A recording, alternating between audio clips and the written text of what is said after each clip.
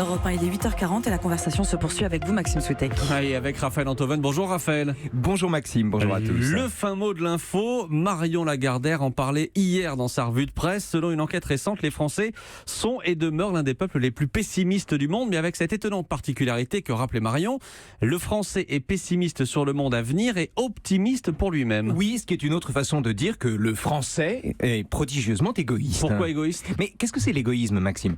Avant d'être une passion condamnable et qu'on présente traditionnellement depuis toujours comme un vice fatal au vivre ensemble, l'égoïsme, c'est une myopie doublée d'une hypnose. C'est-à-dire ? Eh bien, de la même manière qu'un myope ne voit bien que de près, le bout de son nez constitue pour l'égoïste une frontière au-delà de laquelle ce qui existe et ne le concerne pas lui apparaît dans un flou total.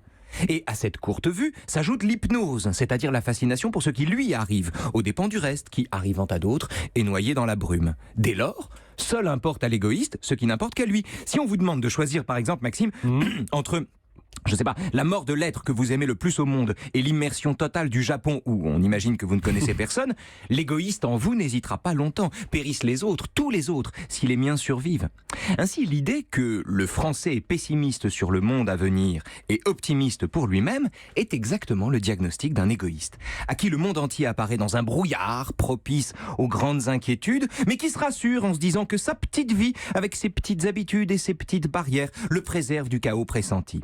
Pire, plus le monde va mal, mieux l'égoïste se porte, car la souffrance est un écrin merveilleux pour son propre confort, à l'image du type ordinaire qui jubile de dévorer son Big Mac devant les images d'enfants affamés. Mais alors, si l'égoïste est celui qui est pessimiste sur le monde à venir et optimiste pour lui-même, est-ce qu'on peut inverser les choses ? Est-ce que ça veut dire que le généreux est pessimiste pour lui-même et optimiste pour le monde ? Je dirais que le contraire de l'égoïsme, ça n'est pas la générosité, c'est le bon sens, tout simplement.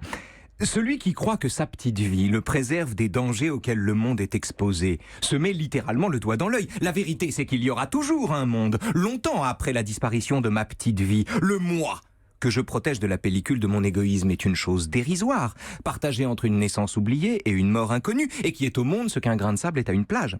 Autrement dit, ce n'est pas l'altruisme ou la générosité qui commande d'être pessimiste pour soi et optimiste pour le monde, c'est l'évidence.